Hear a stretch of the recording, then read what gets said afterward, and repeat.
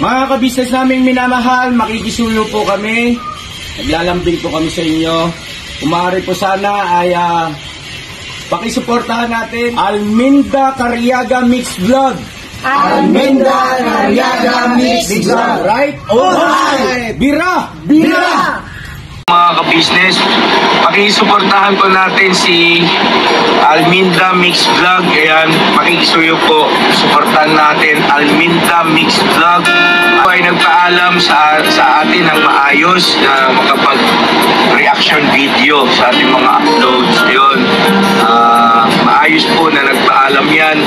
Sana po ay suportahan natin. Maraming salamat mga kabisnes. God bless sa ating lahat. Hi mga kabisnes! Welcome back to my YouTube channel. This is Alminda Mix Vlog.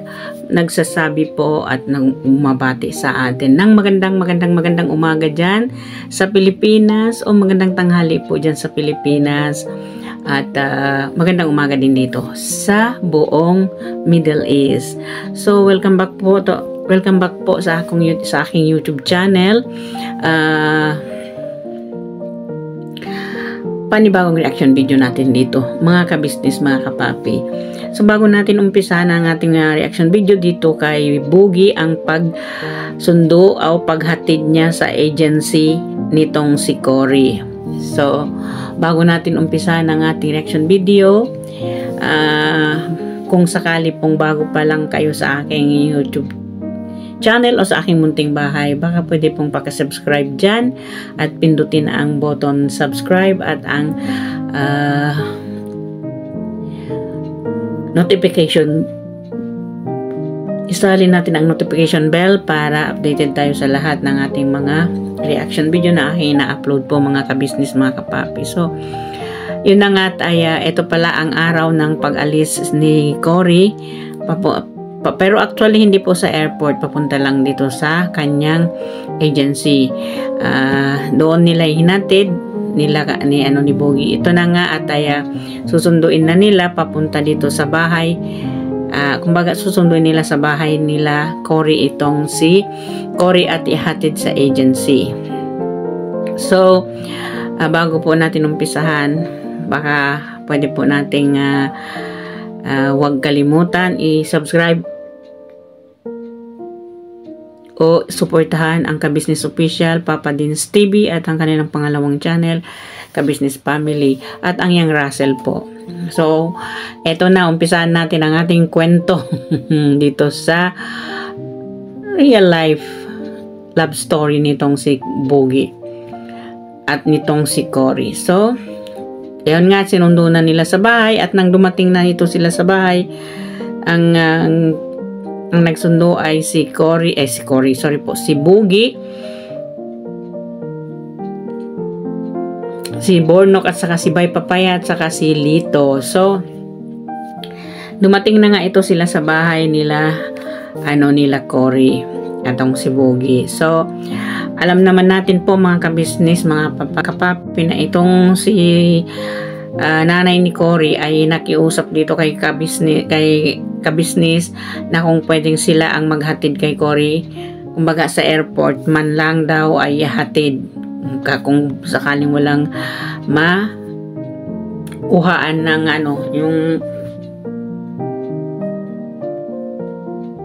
yung sasakyan. So yun na nga, dahil nga sa ganito at hiningi pa nga nitong si kabisnes na sa huling pagkakataon ay pwede daw isama si Boogie at para naman kumbaga sa huli nilang pagkikita na personal ay isama na lang si Boogie para maghatid kay Cory. So ito nga ang nangyari, ay hindi sa airport nila hinatid, dito lang sa kanyang agency. So si Boogie nga ito ang nagsundo kay Cory, kasama niya si Bornok at saka si Bay Papaya at saka si Lito.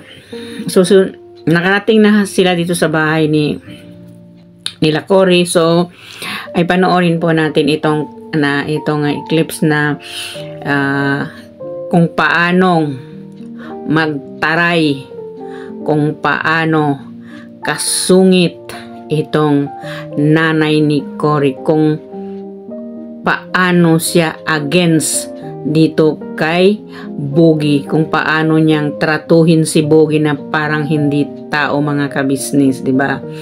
Akala mo naman itong si Nanay Seni, sorry po mga kababayan, sorry po kung mapanood man itong ni Nanay Seni o ni Cory, pasensya na po. At kami, syempre, kahit sino naman ay gumagalang sa matanda kung dapat igalang, di ba? Ito na nga, atay, kung paano niyang sigaw-sigawan, paano niyang tratuhin na parang hindi tao si Boogie dito sa kanyang mga pinagsasabi. So mga kabisnes, mga kapapi, panoorin po natin kung paano niyang astahan itong si Boogie, itong nanay ni Cory. Opo. Ay, ano ba si Cory, Nay? Hello, Cory, Nay. Ay, magandang hapon. Pwede pong pumasok, Nay. Pwede pong pumasok. Ay, di ba, Nay? Hindi, Nay.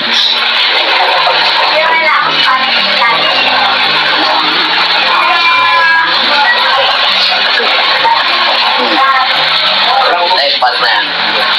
Tigilan nyo na kakaglawan.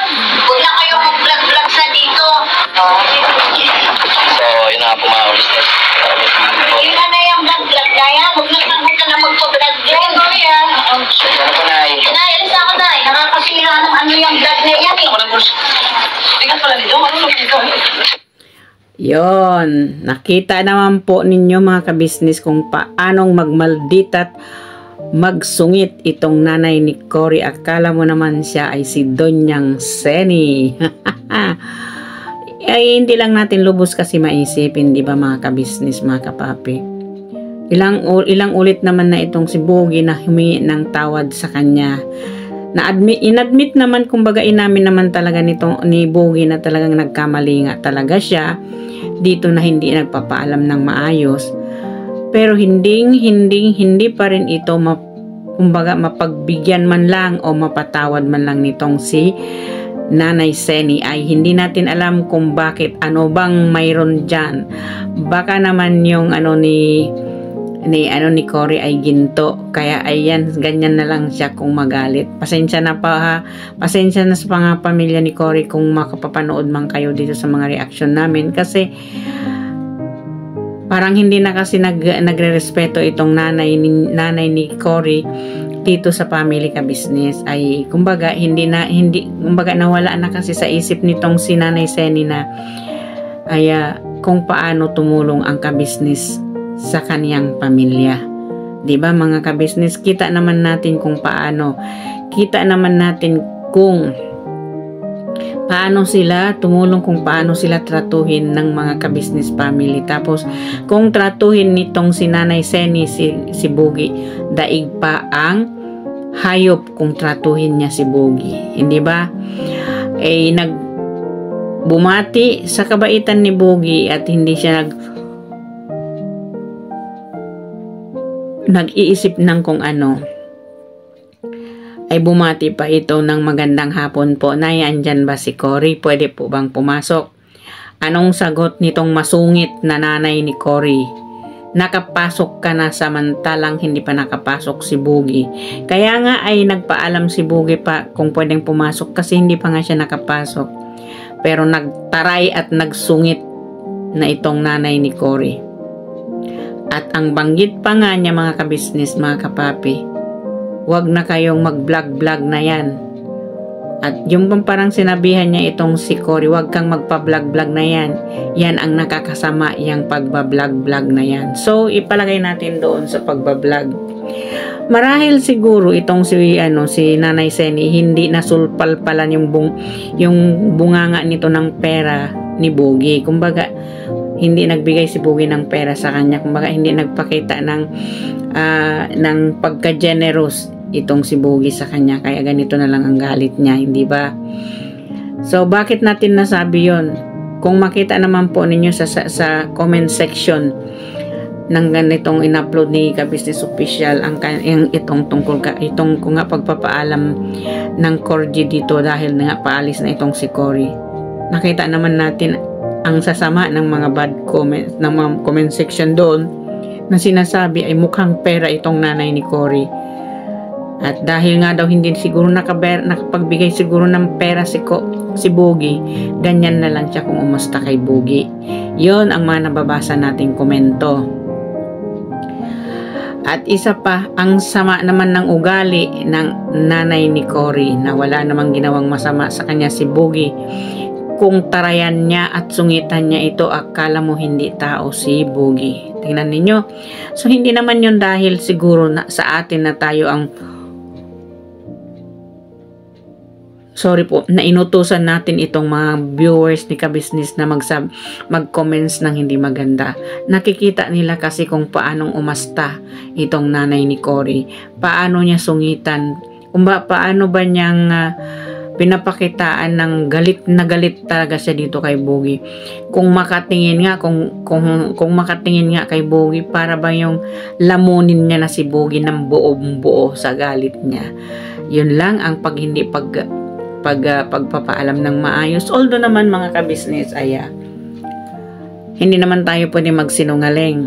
Nandyan sa live ni Ka-Business, tinanong ito si Cory at saka si Boogie kung nagpaalam ba sila sa nanay ni Cory. Ang sinabi ni Cory at saka ni Boogie, okay na po kasi tumawag sila, nagpaalam. So siguro itong nanay ni Cory hindi siya satisfied sa pagpapaalam na yon. Kaya ganyan na lang siya kung umasta. 'Di ba? So kung ako sa iyo Boogie, pag ikaw gustong sumuyo diyan sa ibiyanan tubi mo, maghanda ka na ng milyones mo nang hindi ka kasuklaman niyang si Nanay Seni. Kailangan mo ng milyones na pera para hindi ka kasuklaman yan, di ba? Yun lang naman yun eh. Ganyan talaga yung style ng mga nanay na hindi nakakaintindi. Kumbaga, pera-pera lang, walang personalan, di ba? Sorry po sa mga words na nagamit natin kasi para bang kasing itong pinapakita nitong nanay ni Cory ay sobra na talaga. Para bang hindi iniisip niya na si Boogie ay kapatid ni Mrs. Ka-Business. Yun.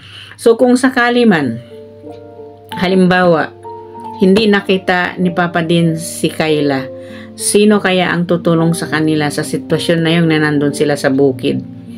Mismo na si Papa Dins ang tumulong sa kanila maghanap ng bahay kung saan sila lilipat. Mismo si Papa Dins ito ang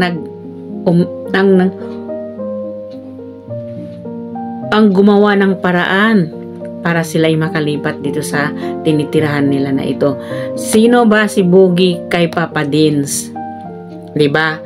Ano ba ni Boogie si Papa Dins? Ano ba ni Papa Dins si Boogie? Hindi lang kasi naisip nitong si Nanay Seni kung ano yung totoong pagkatao ni Boogie. Basta-basta na lang siyang magtaray at magsungit dito sa tao, ay hindi naman ni-rape ni Boogie ata si Cory. Hindi naman ata pinilit ni Boogie si Cory. Diba? Mga Ka-Business, kusa naman itong gustong sumama kay Boogie papunta doon at doon matulog kila Ka-Business. Bakit ganyan? Kung umasta itong nanay ni Cory ay para bang kinidnap o ni-rape o ano may ginawang hindi maganda si Boogie dito kay Cory. So, yun nga mga Ka-Business, mga kapapi, sorry po sa mga words na ganon. Pasensya na po Nanay Seni. Maging totoo ka lang sana ay walang magbambash sa iyo. Maging totoo ka lang sana sa iyong wag ka sanang magpakita na kung kailangan ba talaga mayroon under the table sa iyo para maging mabait ka kay Boogie. Yun ang komento ng mga Ka-Business natin dyan, di ba? So, i-play po natin ito mga Ka-Business. Ito ang sinabi ni Cory. Ay, isa ko. Ay, password mo. Ha? 29. Poy. Oy, dito.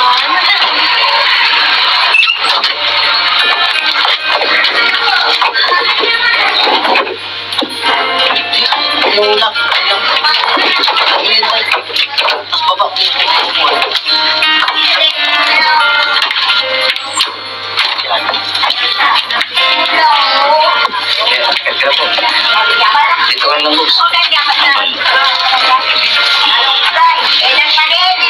boss. Kayo kay nanay, huwag niya na lang. Okay lang. Okay.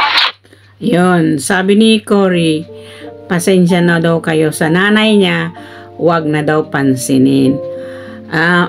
Para naman sa kaalaman ni Cory, hindi mo pwedeng sabihin, wag na lang pansinin ng nanay mo sa kanyang ugaling hindi maganda, ugaling aso, ugaling hayop kung trumato dito kay Boogie. Ano ba itong si Boogie? Ano bang nagawa ni Boogie doon sa nanay mo, Cory, na ganyan na lang niyang astahan si Boogie? Hindi ba? Hindi naman pwedeng sabihin pasensyahan yun kasi ilang ulit na yung ginawa niya, di ba? Pangatlong beses na yan niya ginawa dyan kay Boogie. So how come na pwede pang pasensyahan ang ugali ng nanay mo, Cory, kung ganyan yung pangungugali niya na para bang itong si Cory si Boogie ay para bang may ginawa sa inyong hindi maganda at ganyan na lang ang pagkasuklam ng nanay mo dito kay Boogie.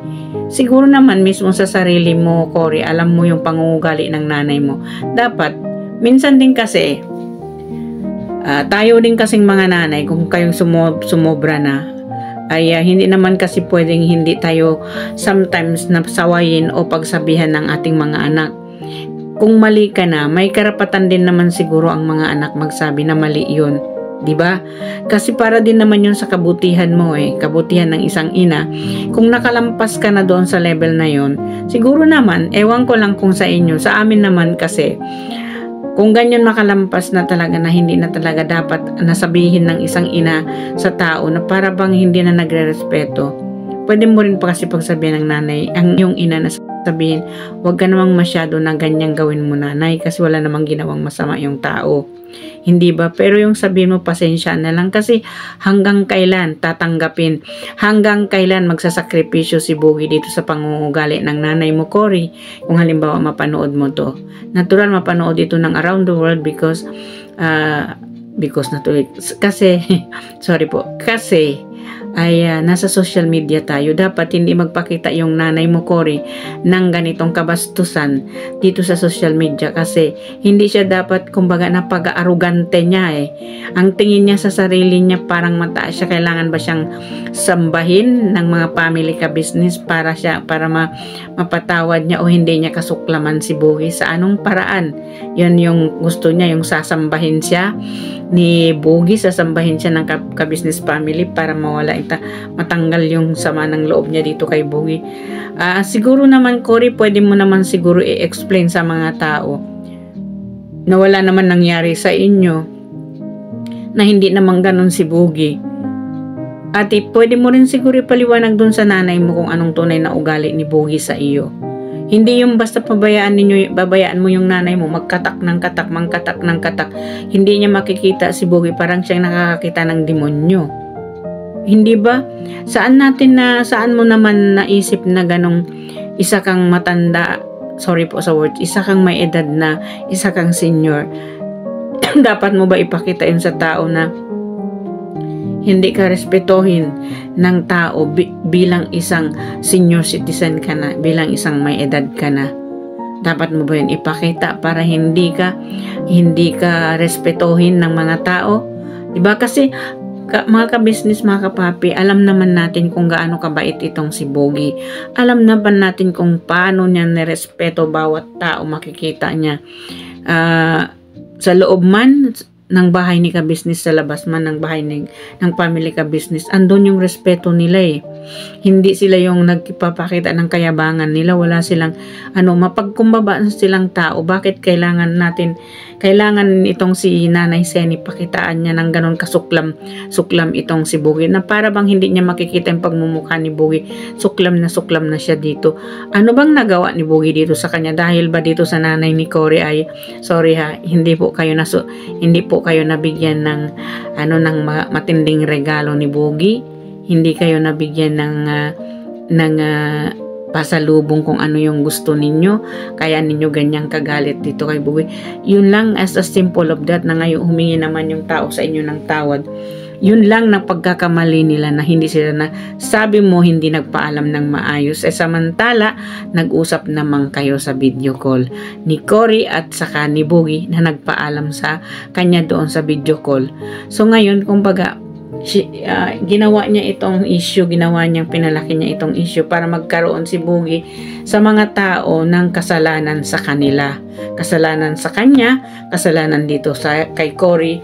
Kumbaga, bigla na lang siya mag-blow out, yung bang parang ano yung sinasabi nila, yung parang bang tubig na ay yung napunong-puno, yung galon na napuno ng tubig, nag-split out siya. Parang ganoon itong style ng nanay ni Cory, na ipagsisigaw niya dito sa siyempre naka-vlog, ipagsisigaw niya, parang gusto niya ipakita sa mga tao kung gaano kasama na ugali, kung gaano kasamang tao itong si Bugoy sa kanyang paningin. Kaya gusto niya ipakita sa mga tao, gusto niya ipagsisigaw dito sa mga tao na itong si Bugoy ay masamang ugali. Kumbaga, gusto niya talaga gusto niya talaga maniwala sa kanya yung tao na ipinagsisigaw niya na itong si Bugoy ay isang bastos, hindi pagkatiwalaan, hindi dapat paniwalaan ng mga tao. Kumbaga, ganon yung gusto niya ano niya doon sa mga tao.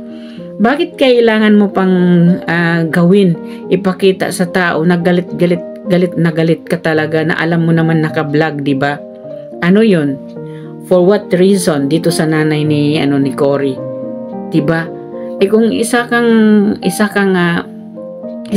ina na alam mo naman na may nasa wastong gulang ka na, nasa edad ka na, kumbaga nasa senior citizen ka na, ilagay mo naman yung sarili mo, Nanay Seni, para respetuhin ka ng tao, ilagay mo yung sarili mo sa tama. Huwag yung basta ka nalang pumutak na parang manok na hindi makakaiklog-iklog. Ikaw din yung naghahanap ng sarili mo para mabash ka ng tao. Ipinakita mo kasi dito sa mga tao kung paano kasama ang ugali mo. Dito tratuhin mo si Bugoy. Kaya siguro yung si Cory ay iniwan ng kanyang asawa dahil din siguro sa matinding ugali ng nanay nito, diba? Hindi natin ma-blame kasi dalawa yung anak, hindi basta-basta. Yung kung nagmamahalan kayo, di ba? Bakit mo iiwan yung mag-ina mo sa ganong sitwasyon kung walang mabigat na dahilan? Hindi ba mga kabisnes? Of course, hindi natin alam yun. Pero sa tingin kasi natin parang ganon. Kaya dito kasi sa sitwasyon nitong si Cory at saka yung nanay niya, parang ayaw kasi ng nanay niya mag-asawa itong si Cory kasi takot sila mawalaan magsustento sa kanila. Okay, ilagay na natin ganon, di ba? Tayong mga anak, kailangan, obligasyon naman talaga natin ang ating magulang. Pero hindi ibig sabihin na bakit ikaw lang ba yung anak? Halimbawa itong si Cory, bakit siya lang ba yung anak ng nanay niya na dapat siya ang magiging breadwinner all the time for yung ibig sabihin forever na ba talaga siyang breadwinner dito sa nanay niya? Hindi na ba ito siya tutulungan ng mga kapatid niya, although alam natin naman na may mga kapatid siya. So kung ang ibig sabihin nito na parang takot siya doon mawala sa kanya si Cory dahil ito nga ang nagsusustento sa kanila, dapat magpakita siya ng magandang asal niya dito sa mga taong nagmamalasakit, sa mga taong nagmahal sa kanila, sa taong nagmahal sa kanyang anak, hindi ba? Pero hindi kumbaga gusto niya kung ano yung gusto niyang gawin. Yun ang gusto niya, ito yung gusto ng nanay ni Cory na ipakita sa tao na kung paano kasama yung ugali niya. Kasi hindi naman natin masasabi kung mabait yung isang tao kung gano'n, kasi dito na lang sa pagsisigaw-sigaw niya makikita muna na talagang how she treated people, hindi kasi natin, syempre hindi naman tayo marunong mag-predict, pero the way na kasi magsalita siya, hindi siya marunong trumato ng maayos sa tao, hindi ba? So dito naman kay Bugoy, pagtiisan mo yan, Bugs, kasi mahal mo yan maganda ka na ng pera. Di ba sabi ni ka-business ay kailangan mo suyuin yung nanay niya, magdala ka ng pasalubong. Maghanda ka ng malaki mong pera. Dapat may milyones ka dyan. Para naman ngumiti ng maluwag at magkikislap yung mata ng nanay ni Cory kung halimbawa alam niyang isa kang milyonaryo. Hindi ba? Dito lang siguro niya na yung parang nasusuklam siya kay Bogie kasi ang akala niya siguro itong si Bogie ay parang wala lang, 'di ba? Walang kwentang tao, parang ganon. Hindi niya alam na kapatid ito ni Mrs. Ka-business.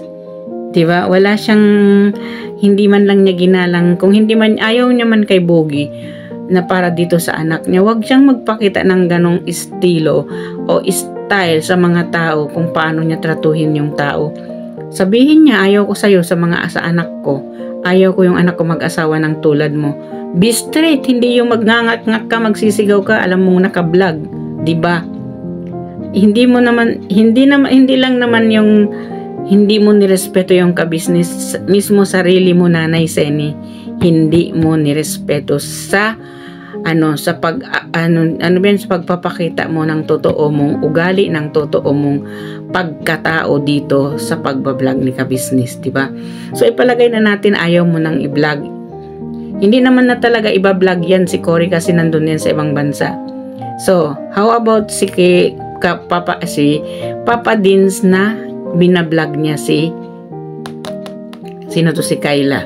So si Papa Dins ay binablog niya si Kayla kasi ito ay tinutulungan niya. So tingnan natin kung itong si Kayla ay pagpigilan din niya na si Papa Dins na wag na silang i-vlog, 'di ba?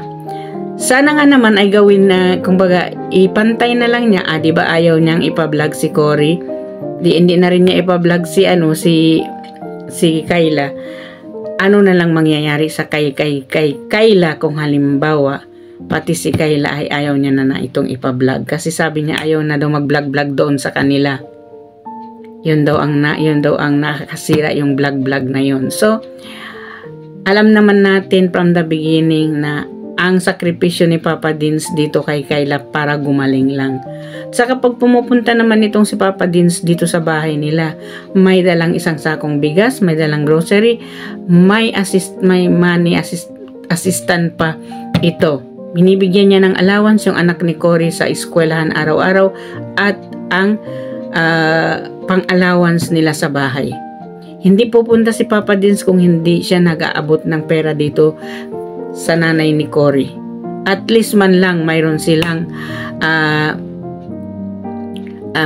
money assistant habang hindi pa nagpapadala si Cory ng pera. Hindi ba yun naisip ni Nanay Seni na si Papa Dins at si Bogie ay magtyohin, 'di ba?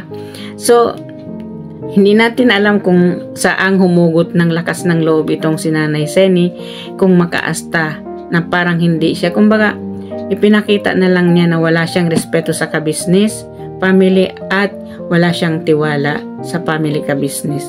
Yun lang po yung totoo doon, 'di ba? Hindi mahirap din ho kasi natin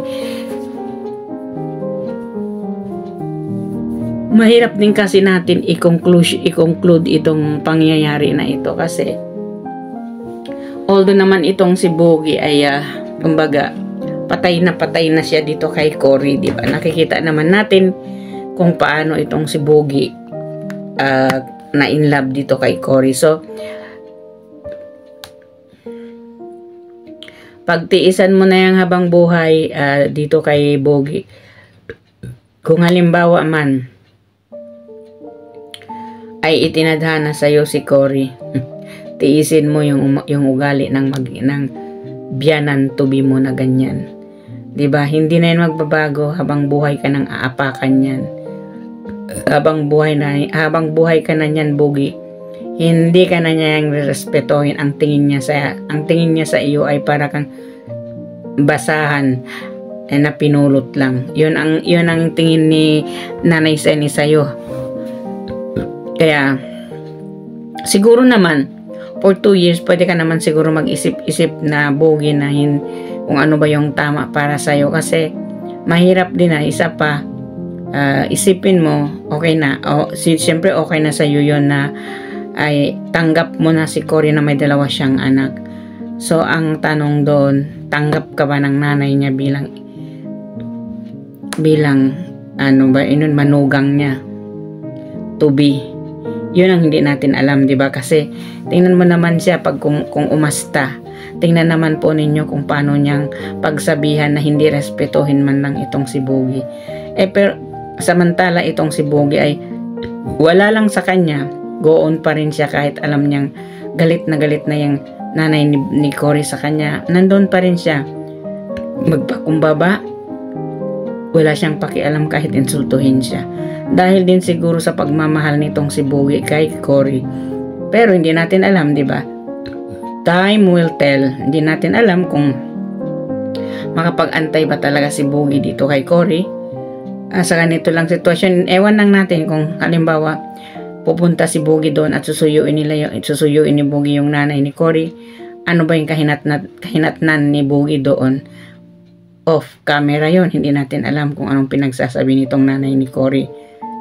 So, bago po yung lahat ay i-play po natin itong sweetness ni Cory at saka ni Bogey, mga kabisnes.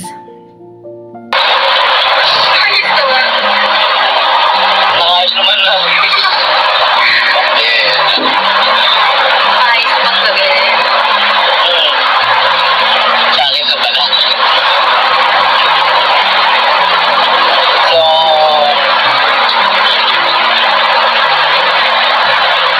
bago ka lumipad, pwede magtanong. Ano ba ang status ni Bogey sa'yo?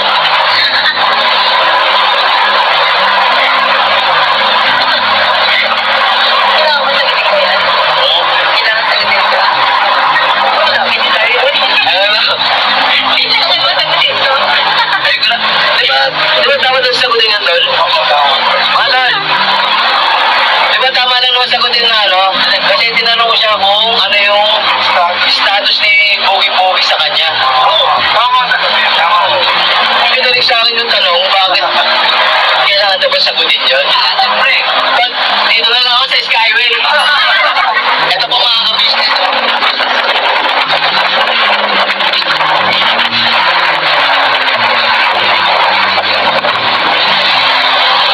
Apagan. Yan nga.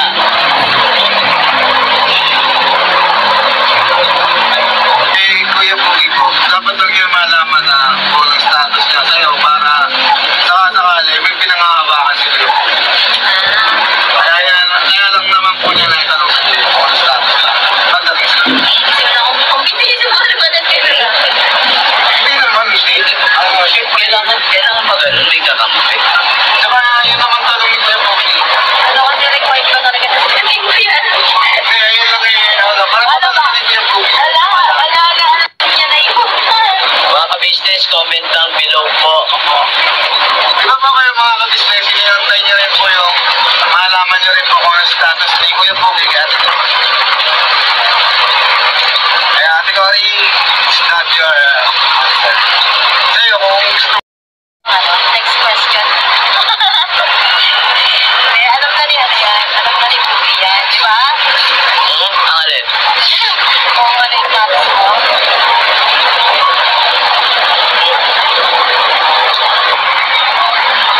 Natin yung po ba yung sagot ni Cory sa tanong na nabitbit na sagot. Basta nalalaman nyo na lang po yung mga business.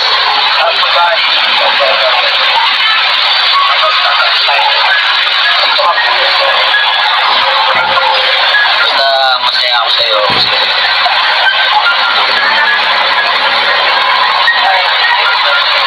Breadwinner ka, kaya ayaw mo man tumayo.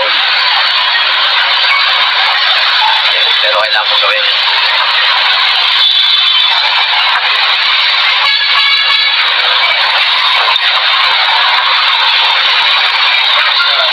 Grabe, Mouse, right nito ni Cory.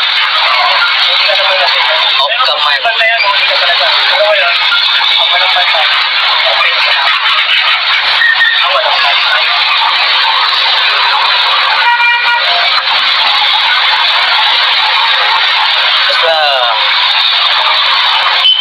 wala ako.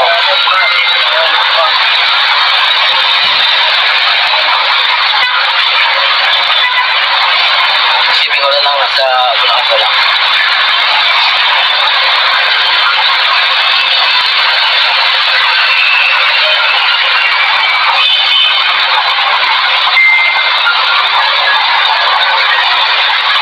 Kaya naman sa kayo. Pero okay na tanggapin, di ba, mga business? Para sa family niya.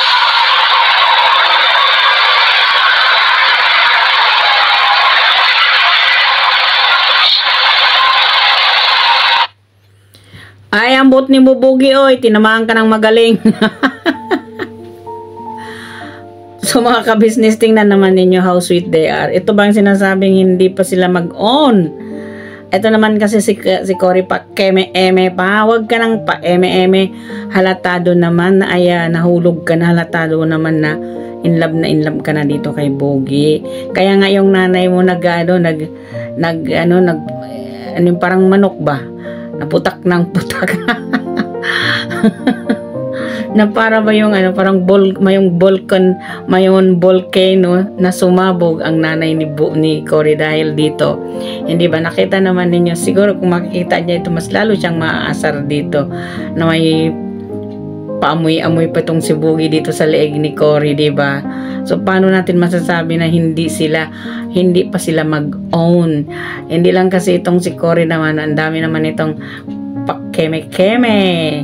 Huwag na masyadong pakeme-keme, Cory. Nakikita na ng mga tao na mahal mo si Bogi. Baka naman hindi ka umabot ng 2 taon ay you will jump to the Philippines back again. Huwag kasing masyadong mag-isip ng kung ano-ano kasi hindi natin alam. Baka hindi makayanan nitong ni Cory ay uuwi ito ng Pilipinas, wala sa oras dahil hindi niya kayang mawala si Bogi. Syempre, binata pa ito anytime pwede pa ito makakita ng ibang babae. So, ikaw bilang kang babae, may anak kang 2, mahirap nang humanap ng lalaking tatanggapin ka ng buong buo na mayroon kang anak na ganyan. Bihira na lalaking pakasalan ka dahil may anak ka. Hindi ba? Bihira. Mayroon man, pero ang sinasabi natin, bihira na lamang ang tumanggap sa ganun na pakakasalan ka dahil kahit may anak ka, tanggap ang buong pagkatao mo. Di ba? So, kung mayroon man dumating ganito, bakit mo papakawalan? So, dito kay Cory, kung halimbawa makahanap si Bogi ng iba, ay di, sorry ka na lang. You would just wish and pray na hindi talaga maghanap ng iba si Bogi. Naaantayin ka pa rin talaga niya sa pag-uwi mo. Isipin mo na lang at ipanalangin mo na lang kahit against yung nanay mo kay Bogi ay hindi bibitaw si Bogi sa'yo. Diba? Kumbaga, he will accept the challenge na ayaw ng nanay mo dito kay Bogi. Pero tatanggapin niya pa rin yun kahit anong pag-alipusta mo ng nanay ni Cory, ng nanay mo Cory kay Bogi dahil mahal ka niya. Sana nga at makapag-antay siya at hindi siya makahanap ng iba. Kasi kung example makahanap si Bogi ng iba na may darating na ibang babae dito sa buhay niya, you lost everything. Ang sinasabi ng mga nagkokomento, you will lost everything. You will lost, mawawalan ka ng maginhawang buhay kung ikaw halimbawa na mag-asawa na ni Bogi.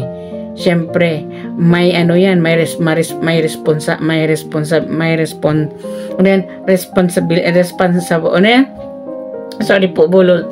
responsableng tao itong si Bogi, kaya kanyang buhayin. So, pag makahanap at magtumibok ang puso nito sa iba, sorry ka na lang. So, yung opportunity na iyon ay hindi naman siguro ikaw ang nagpalayo sa opportunity para sa'yo. Mismo ang nanay mo ang nagpalayo noon para sa'yo. So, siguro ganyan na lang yung buhay mo habang buhay ay yung